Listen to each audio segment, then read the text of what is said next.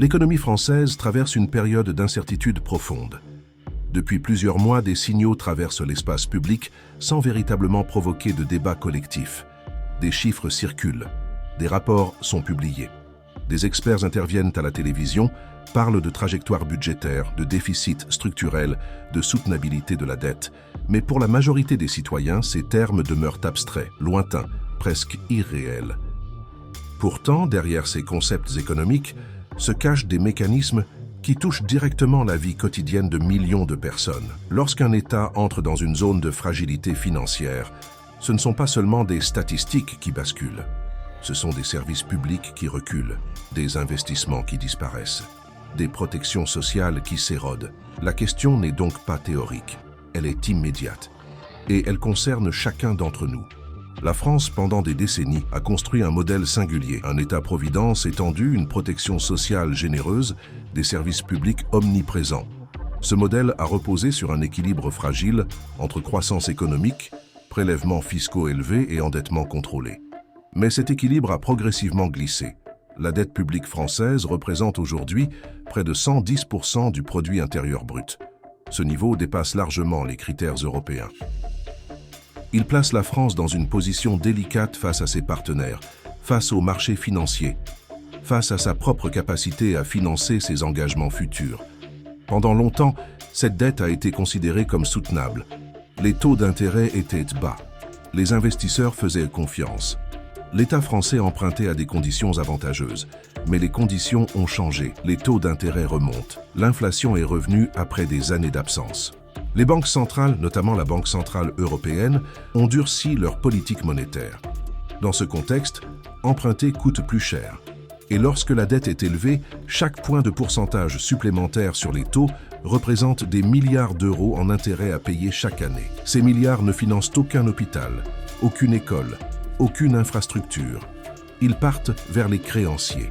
Ils disparaissent dans le service de la dette.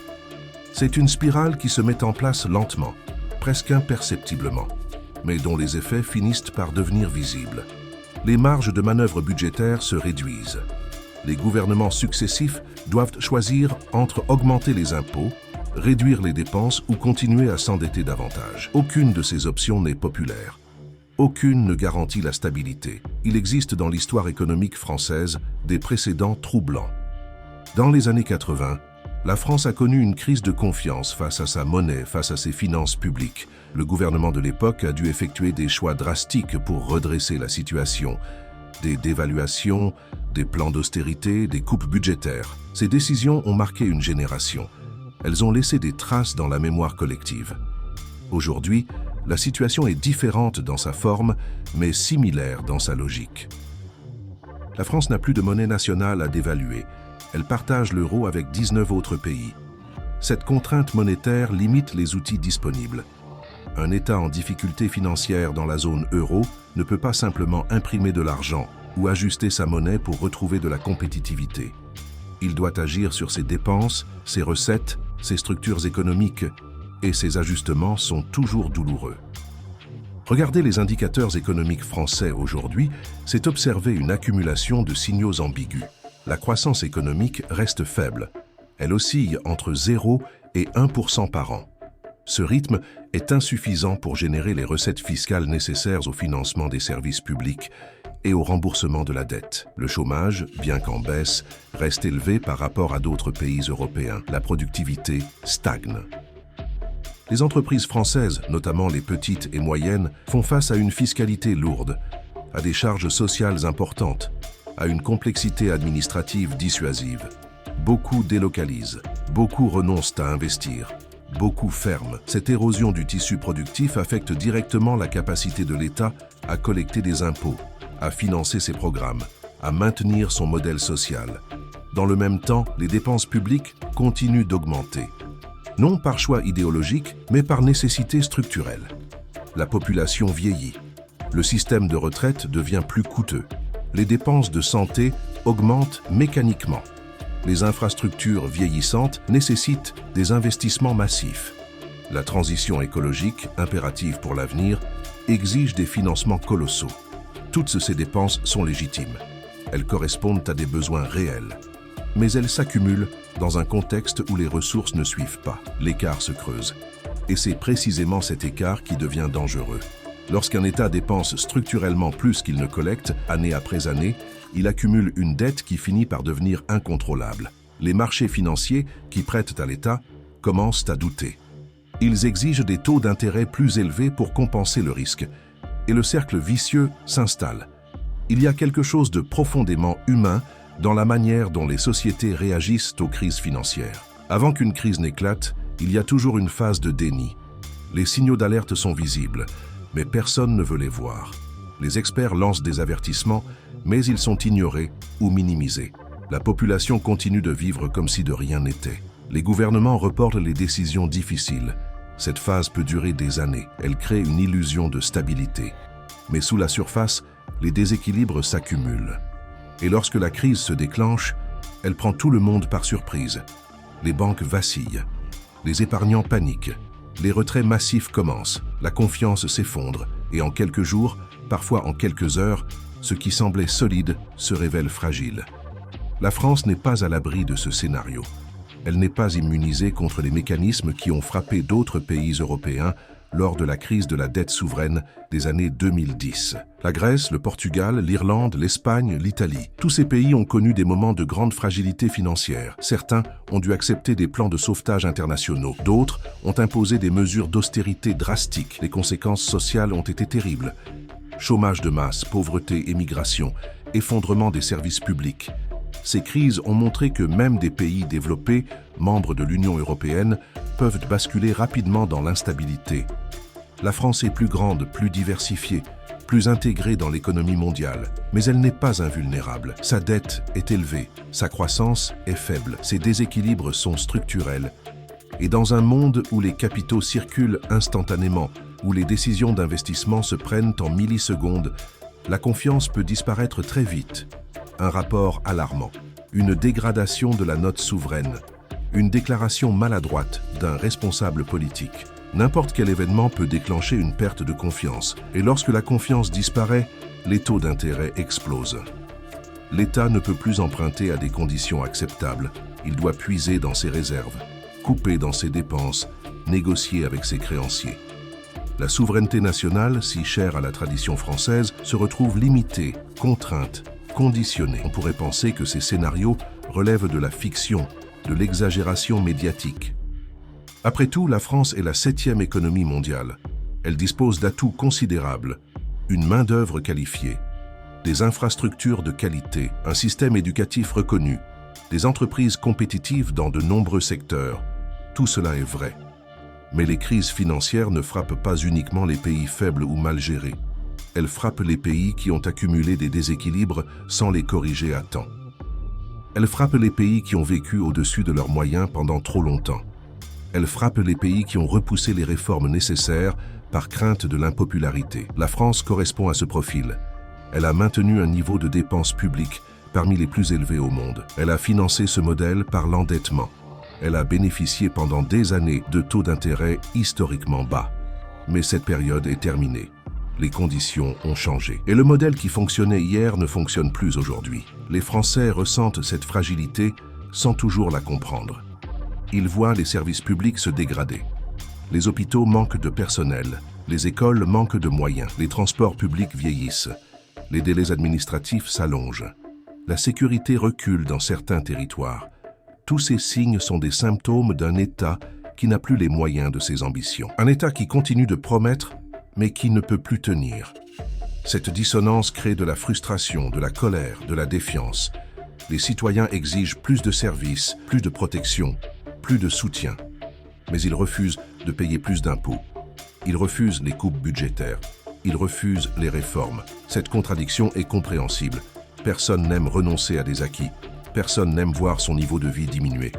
Mais cette contradiction est aussi intenable. Elle ne peut pas durer indéfiniment. À un moment, la réalité économique rattrape les illusions politiques. Dans d'autres pays européens, des ajustements ont été faits. Certains ont réformé leur système de retraite. D'autres ont simplifié leur administration. D'autres encore ont réduit leurs dépenses publiques tout en investissant stratégiquement dans des secteurs porteurs. Ces réformes ont été difficiles. Elles ont provoqué des manifestations, des grèves, des tensions politiques. Mais elles ont permis de rétablir des équilibres, de restaurer la confiance, de redonner des marges de manœuvre budgétaires. La France, elle, a multiplié les tentatives de réforme, mais sans jamais aller jusqu'au bout. Chaque gouvernement annonce des changements. Chaque fois, les mobilisations sociales bloquent les projets. Le pays reste figé dans un statu quo insoutenable et pendant ce temps, la dette continue de croître. Les intérêts continuent de grignoter le budget. Les marges de manœuvre continuent de se réduire. Il existe une dimension psychologique dans les crises financières qui est souvent sous-estimée. Les marchés financiers ne sont pas seulement rationnels, ils sont aussi émotionnels. Ils réagissent à la confiance, à la peur, à l'incertitude. Lorsque les investisseurs commencent à douter de la capacité d'un État à honorer ses engagements, ils vendent leurs obligations. Les prix baissent, les taux montent, et cette spirale s'auto-alimente. Plus les taux montent, plus la situation budgétaire se dégrade. Plus la situation se dégrade, plus les investisseurs s'inquiètent. À un certain point, cette dynamique devient incontrôlable. L'État se retrouve pris au piège. Il doit accepter l'aide internationale, imposer des mesures drastiques, perdre sa souveraineté financière. La France n'est pas encore dans cette situation, mais elle s'en rapproche. Les agences de notation surveillent, les investisseurs observent. Les partenaires européens s'inquiètent. Chaque décision politique, chaque déclaration, chaque indicateur économique est scruté, analysé, interprété. Il faut également considérer le contexte international. La France ne vit pas en vase clos. Elle est intégrée dans une économie mondialisée, dans une zone monétaire commune, dans des chaînes de valeur internationales. Ce qui se passe ailleurs dans le monde l'affecte directement. Une récession aux États-Unis ralentit la croissance française. Une crise en Chine réduit les exportations françaises. Une hausse des prix de l'énergie pèse sur les entreprises françaises. Tous ces chocs externes s'ajoutent aux fragilités internes. Ils rendent la situation encore plus difficile à gérer. Et dans un monde de plus en plus instable, où les tensions géopolitiques s'intensifient, où les crises se multiplient, la vulnérabilité économique devient un risque stratégique. Un État financièrement fragile est un État moins influent, moins capable de défendre ses intérêts, moins capable de protéger ses citoyens. Cette dimension dépasse largement les seules questions budgétaires. Elle touche à la place de la France dans le monde, à sa capacité à peser sur les décisions internationales, à maintenir son rang. Certains économistes parlent de points de non-retour, un seuil au-delà duquel la dette devient impossible à rembourser sans une restructuration majeure. Ce seuil n'est pas fixe, il dépend de nombreux facteurs. La croissance économique, les taux d'intérêt, la confiance des marchés, la capacité politique à prendre des décisions impopulaires. Mais il existe. Et lorsque ce seuil est franchi, les options deviennent extrêmement limitées. Soit l'État fait défaut sur sa dette, ce qui provoque une crise financière massive, soit il négocie une restructuration avec ses créanciers, ce qui implique des pertes pour les investisseurs et une perte de crédibilité durable. Soit il accepte une tutelle internationale, ce qui signifie abandonner une partie de sa souveraineté. Aucune de ces options n'est acceptable pour un pays comme la France. Aucune ne correspond à l'image que les Français ont de leur pays. Pourtant, si les déséquilibres actuels persistent, si aucune correction n'est apportée, ces options pourraient devenir inévitables. Ce n'est pas une prédiction, c'est une possibilité qui dépend des choix qui seront faits dans les années à venir. Le débat public français sur ces questions reste étrangement superficiel. Les discussions se concentrent sur des mesures ponctuelles, sur des ajustements marginaux, sur des postures idéologiques. Mais la question centrale est rarement abordée frontalement. Comment maintenir le modèle social français sans disposer des ressources pour le financer? Comment réduire la dette sans couper dans les dépenses publiques? Comment relancer la croissance sans réformer les structures économiques? Ces questions sont inconfortables. Elles impliquent des compromis douloureux. Elles exigent de renoncer à des certitudes, à des habitudes, à des privilèges, mais elles sont inévitables. Reporter ces décisions ne fait que rendre les ajustements futurs encore plus brutaux. Plus le temps passe, plus les déséquilibres s'accumulent, plus les mesures nécessaires deviennent drastiques. C'est une logique implacable, une logique que de nombreux pays ont apprise à leurs dépens. Il serait faux de dire que rien n'est fait. Des réformes ont été tentées, des économies ont été réalisées, des impôts ont été créés, mais ces mesures restent insuffisantes face à l'ampleur des défis. Elles sont souvent contrebalancées par de nouvelles dépenses, par des reports de réformes, par des concessions politiques. Le résultat net est une trajectoire budgétaire qui reste insoutenable. Les projections indiquent que sans changement majeur, la dette publique française continuera d'augmenter dans les années à venir. Elle pourrait atteindre 120% du produit intérieur brut, peut-être plus. À ce niveau, le service de la dette deviendrait le premier poste budgétaire de l'État. Chaque année, des dizaines de milliards d'euros partiraient uniquement pour payer les intérêts. Ces sommes ne financeraient aucun investissement, aucun service, aucune protection. Elles disparaîtraient dans le puits sans fond de la dette. Et chaque année, il faudrait emprunter davantage pour financer le déficit courant. Cette dynamique est celle d'une spirale descendante, une spirale dont il devient de plus en plus difficile de sortir. L'histoire économique enseigne que les crises financières arrivent souvent par surprise. Elles sont préparées pendant des années par l'accumulation de déséquilibres. Mais elles se déclenchent brutalement, souvent à la suite d'un événement imprévu, une faillite bancaire, un choc politique, une panique sur les marchés. Cet événement déclenche une réaction en chaîne. Les acteurs économiques, qui toléraient jusqu'alors les déséquilibres, changent brutalement de comportement. Ils vendent, ils retirent leur argent, ils refusent de prêter. Et en quelques jours, la situation bascule. Ce qui semblait stable se révèle fragile. Ce qui paraissait solide s'effondre. La France, comme tous les pays, est exposée à ce risque. Ses fondamentaux économiques se sont dégradés. Sa dette est élevée. Sa croissance est faible. Ses déséquilibres sont structurels. Dans ce contexte, un choc externe ou interne pourrait suffire à déclencher une perte de confiance. Et une fois la confiance perdue, il est extrêmement difficile de la restaurer. Les citoyens français, dans leur majorité, ne perçoivent pas l'urgence de la situation. Ils vivent dans un pays développé, stable, prospère. Ils bénéficient de services publics étendus, de protection sociale généreuse, d'un cadre de vie agréable. Pourquoi s'inquiéter? Pourquoi envisager le pire? Cette attitude est compréhensible. Mais elle est aussi dangereuse. Elle repose sur l'idée que ce qui a toujours été continuera d'être, que les acquis sont éternels, que la France est à l'abri des crises qui frappent d'autres pays. Or, l'histoire montre que rien n'est acquis. Que les situations peuvent se dégrader rapidement, que les crises ne préviennent pas, que les sociétés les plus prospères peuvent basculer dans l'instabilité si elles ne corrigent pas à temps leur déséquilibre. La France dispose encore de marge de manœuvre. Elle a encore le temps d'agir, mais cette fenêtre se referme progressivement.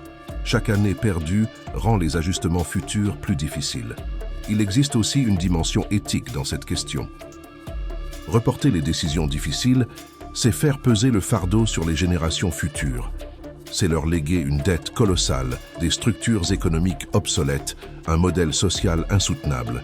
Les jeunes Français d'aujourd'hui devront payer pendant des décennies pour les choix qui n'ont pas été faits par les générations précédentes. Ils devront accepter des impôts plus élevés, des services publics dégradés, des retraites réduites. Cette injustice intergénérationnelle est rarement évoquée dans le débat public. Pourtant, elle est réelle. Elle crée un fossé entre ceux qui ont bénéficié du système et ceux qui devront en assumer les conséquences. Cette tension pourrait devenir une source majeure de conflit social dans les années à venir. Elle pourrait fragiliser encore davantage la cohésion nationale, déjà mise à l'épreuve par d'autres fractures. Alors, que faire? Comment sortir de cette impasse? Il n'existe pas de solution miracle, pas de réforme unique qui résoudrait tous les problèmes. Sortir d'une situation de surendettement exige une combinaison de mesures difficiles. Réduire les dépenses publiques là où c'est possible. Augmenter les recettes fiscales de manière ciblée. Réformer les structures économiques pour relancer la croissance. Investir dans les secteurs porteurs d'avenir. Simplifier l'administration. Améliorer la compétitivité des entreprises. Toutes ces mesures sont nécessaires. Mais elles sont aussi impopulaires. Elles heurtent des intérêts établis. Elles provoquent des résistances. Les gouvernements qui tentent de les mettre en œuvre prennent des risques politiques majeurs. Ils peuvent perdre des élections. Ils peuvent provoquer des crises sociales. Cette peur de l'impopularité explique en partie l'immobilisme français. Mais cet immobilisme a un coût. Un coût qui se paie en perte de souveraineté, en dégradation des services publics, en fragilisation du tissu social. D'autres pays ont réussi à redresser leur situation. Le Canada dans les années 90, la Suède à la même époque, l'Allemagne dans les années 2000. Tous ces pays ont connu des moments difficiles. Ils ont dû faire des choix douloureux, mais ils ont réussi à restaurer leurs équilibres budgétaires, à relancer leur croissance, à préserver leur modèle social. Ces exemples montrent qu'il est possible d'agir, que le redressement est envisageable, mais ils montrent aussi que cela exige du courage politique, une vision à long terme, une capacité à expliquer, à convaincre, à tenir le cap malgré les oppositions. La France dispose-t-elle de ses ressources politiques? Ses dirigeants sont-ils prêts à prendre les décisions nécessaires? Ses citoyens sont-ils prêts à accepter les sacrifices? Ce sont des questions ouvertes, des questions dont les réponses détermineront l'avenir économique et social du pays. Il y a dans l'air du temps une forme de résignation, un sentiment diffus que les choses vont mal, mais qu'il n'y a rien à faire, que les problèmes sont trop complexes, trop profonds, trop enchevêtrés. Cette résignation est le pire ennemi du changement. Elle nourrit l'inaction, elle justifie les reports, elle transforme l'urgence en routine. Pourtant, l'histoire montre que les sociétés sont capables de se mobiliser face aux défis majeurs, qu'elles peuvent surmonter les crises lorsqu'elles prennent conscience de leur gravité, que le changement est possible lorsqu'il existe une volonté collective. La France a déjà traversé des périodes difficiles. Elle a connu des guerres, des crises, des bouleversements. Elle a toujours réussi à se relever. Mais ces redressements ont toujours exigé des efforts considérables, des renoncements douloureux, des transformations profondes. Rien ne dit que la France d'aujourd'hui possède encore cette capacité de résilience. Rien ne garantit qu'elle saura éviter le pire. La question qui demeure, celle qui traverse toutes les analyses, tous les rapports, toutes les projections, est simple et vertigineuse. Jusqu'où peut-on aller avant que le système ne cède? Jusqu'où peut-on empiler la dette, reporter les réformes, maintenir les illusions, avant que la réalité ne rattrape les discours? Cette question n'appelle pas de réponse définitive. Elle invite à l'observation, à la vigilance, à la lucidité. Elle invite chacun à regarder au-delà des promesses politiques, au-delà des discours rassurants, au-delà des apparences, à observer les chiffres, à comprendre les mécanismes, à anticiper les conséquences. La France est-elle au bord du gouffre? Peut-être pas encore, mais elle s'en rapproche. Et plus elle attend pour agir, plus le gouffre se creuse, plus les solutions deviennent rares, plus les risques deviennent grands. Cette réalité ne disparaîtra pas parce qu'on refuse de la voir. Elle ne s'effacera pas parce qu'on préfère l'ignorer. Elle est là, présente, menaçante.